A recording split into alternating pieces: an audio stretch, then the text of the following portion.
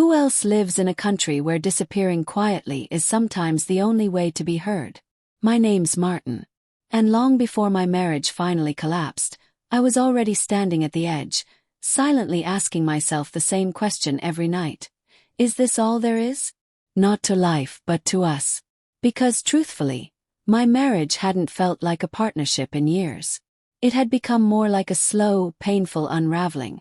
A relationship preserved only by habit, politeness, and the ghost of love that once lived between us. But I knew it was truly over the night of that family barbecue. When I was laughed at, mocked, in my own backyard in front of people who used to see me as family. That night, after the guests left and the music faded, I vanished. Let me take you back. Chapter 1, The Shift. Julie and I were married for a little over 8 years. In the early years, it was beautiful. We were the kind of couple people thought would make it. We talked about building a home, not just buying a house but really creating something. And for a while we chased that dream hand in hand.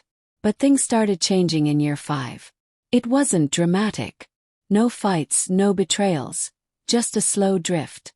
We began trying for children, and when it didn't happen right away, we went through everything. Appointments, hormones, tests, specialists, diet changes, and painful injections that turned our calendar into a checklist of hope and heartbreak. Every month ended the same. With silence. With tears. With another dream deferred. And somewhere in that silence, Julie started fading away. Not just from the process but from me. She shut down emotionally. First I told myself it was stress. But as months passed, she stopped trying altogether. Not just with fertility. With us. We still shared a house, a bed, a dinner table. But the intimacy was gone. It was like living with a roommate who barely acknowledged your existence. And she didn't even notice. Chapter 2, The Invasion. About a year before the end, Julie's sister, Brianna, showed up at our door with her 2 young kids and a trail of chaos behind her. She had just escaped a toxic relationship. Police reports, screaming matches, the works.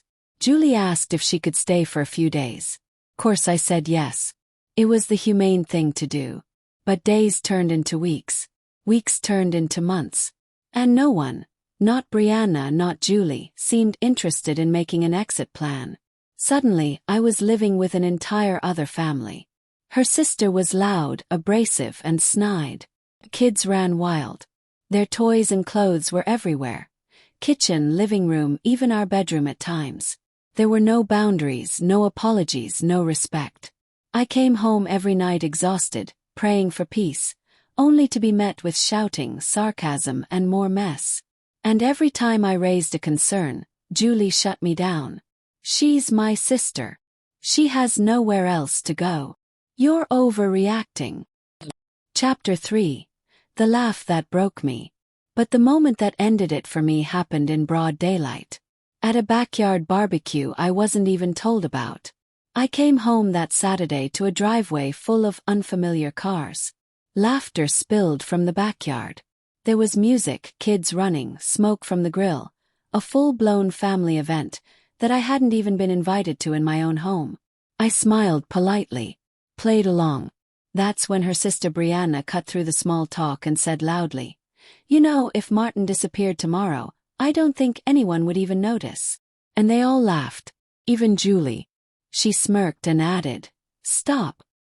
He's just sensitive." I raised my hot dog like a toast, smiled half-heartedly and said, "Challenge accepted." And that night I left. Chapter 4. Vanishing Act. I'd already been preparing. I had rented a small storage unit out of town, packed away my essentials. I opened a separate bank account, bought a second phone, and quietly researched places to disappear. That night I grabbed my duffel bag. Just the basics. My laptop, some clothes, documents. I placed the signed divorce papers on the kitchen counter with a yellow sticky note that read, "You noticed yet?" And then I left, locked the door, deleted every social media account, tossed my SIM card into a storm drain 2 towns away. I drove for hours to a cabin I had found online. Remote. Owned by an old man who didn't ask questions. Paid 3 months' rent in cash. I disappeared. Chapter 5. Freedom and Silence. The first week was strange. I woke up to birds instead of alarms. I breathed without treading lightly. I slept deeper, better, thought clearer. I supported myself doing freelance work online. Just enough to cover food and basic needs. No schedule, no drama, no one demanding anything. I didn't check in on Julie. Not once. I didn't need to. For the first time in years, I wasn't angry.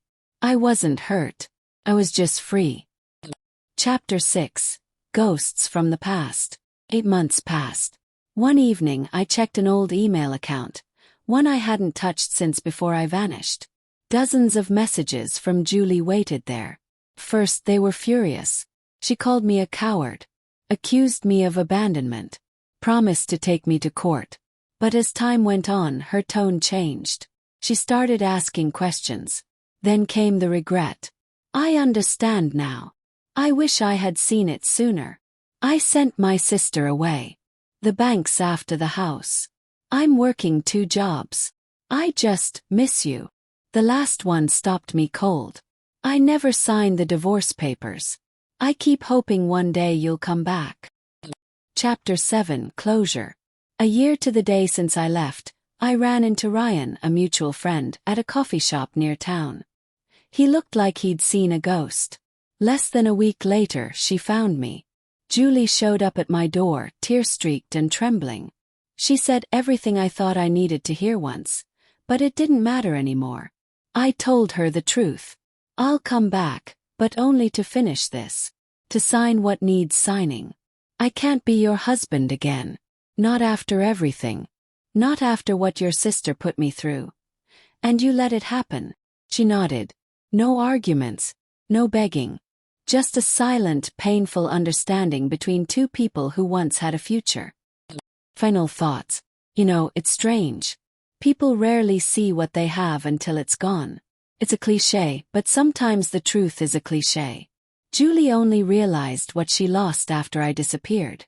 But the sad part, she didn't lose me all at once. She lost me slowly. Every time she dismissed my voice. Every time she let me be the punchline. Every time she turned a blind eye to her sister's chaos. And if you're watching this, sitting quietly in a situation where you feel invisible in your own life, I need you to hear this. Don't wait until you're broken just to prove you were whole. And if you're someone who keeps pushing your partner away, ask yourself this. Why does it take their absence for you to finally see their value? Drop a comment if this spoke to you. Share your thoughts. Or tell me if you've ever felt like disappearing was your only way out. Thanks for listening. And wherever you are tonight, be kind to yourself.